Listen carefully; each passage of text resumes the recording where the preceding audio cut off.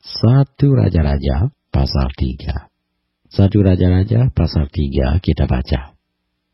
Lalu Salomo menjadi menantu Firaun, Raja Mesir.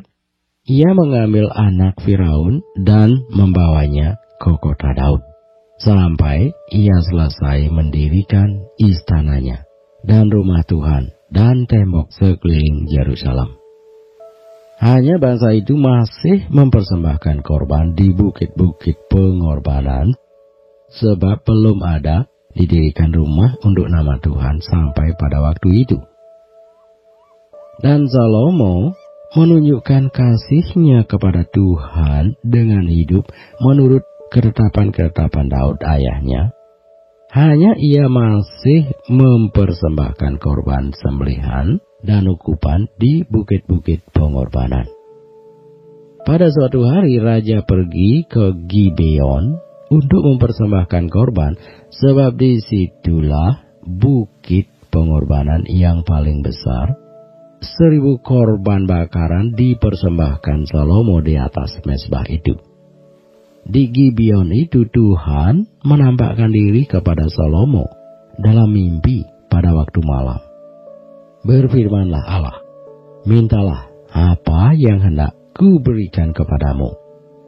Lalu Salomo berkata, engkaulah yang telah menunjukkan kasih setiamu yang besar kepada hamba-Mu Daud, ayahku, sebab ia hidup di hadapan-Mu dengan setia, benar, dan jujur terhadap engkau.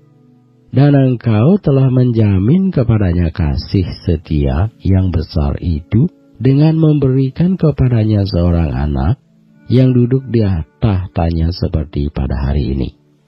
Maka sekarang ya Tuhan Allahku, engkaulah yang mengangkat hamba-Mu ini menjadi raja menggantikan Daud ayahku, sekalipun aku masih sangat muda dan belum berpengalaman.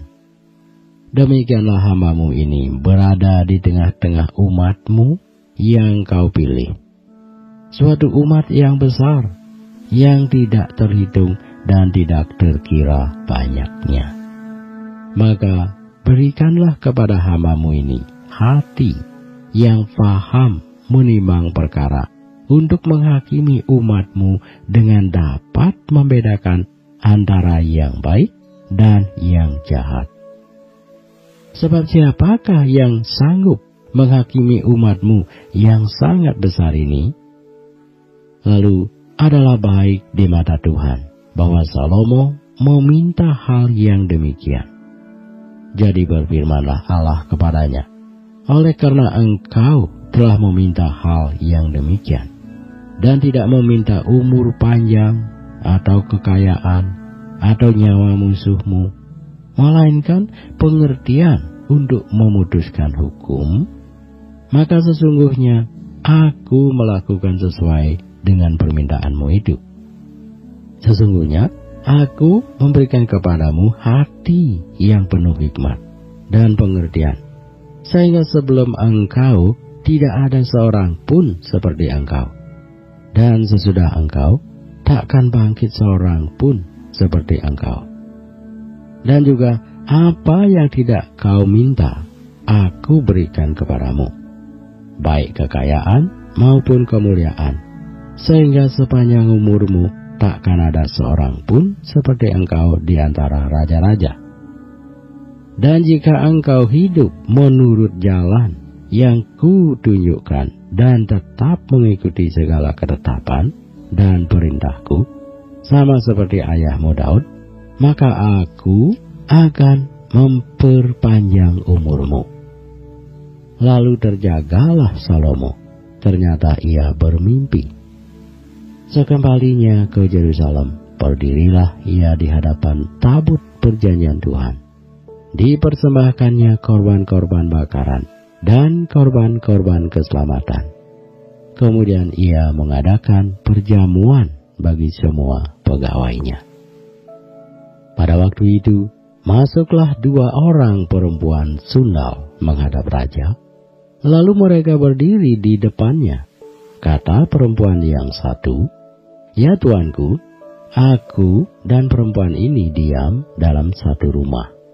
dan aku melahirkan anak pada waktu dia ada di rumah itu. Kemudian, pada hari ketiga sesudah aku, perempuan ini pun melahirkan anak. Kami sendirian, tidak ada orang luar bersama-sama kami dalam rumah, hanya kami berdua saja dalam rumah. Pada waktu malam, anak perempuan ini mati karena ia menidurinya. Pada waktu tengah malam ia bangun, lalu mengambil anakku dari sampingku, sementara hambamu ini tidur. Dibaringkannya anakku itu di pangkuannya, sedang anaknya yang mati itu dibaringkannya di pangkuanku. Ketika aku bangun pada waktu pagi untuk menyusui anakku, tampaklah anak itu sudah mati. Tetapi ketika aku mengamat-amati dia pada waktu pagi itu, tampaklah bukan dia anak yang kulahirkan. Kata perempuan yang lain itu, bukan, anakkulah yang hidup dan anakmulah yang mati. Tetapi perempuan yang pertama berkata pula, bukan, anakmulah yang mati dan anakkulah yang hidup. Begitulah mereka bertengkar di depan raja. Lalu berkatalah raja, yang seorang berkata, anakkulah yang hidup ini dan anakmulah yang mati. Yang lain berkata, bukan, anakmulah yang mati dan anakkulah yang hidup. Sesudah itu raja berkata, ambilkan aku pedang.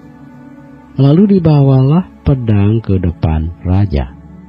Kata raja, penggalah anak yang hidup itu menjadi dua, dan berikanlah setengah kepada yang satu, dan yang setengah lagi kepada yang lain. Maka kata perempuan yang empunya anak yang hidup itu kepada raja, sebab timbullah belas kasihannya terhadap anaknya itu, katanya, ya tuanku, berikanlah kepadanya bayi yang hidup itu.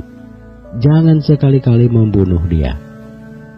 Tetapi yang lain itu berkata, supaya jangan untukku ataupun untukmu penggalah.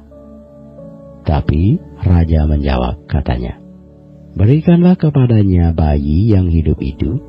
Jangan sekali-kali membunuh dia. Dia itulah ibunya.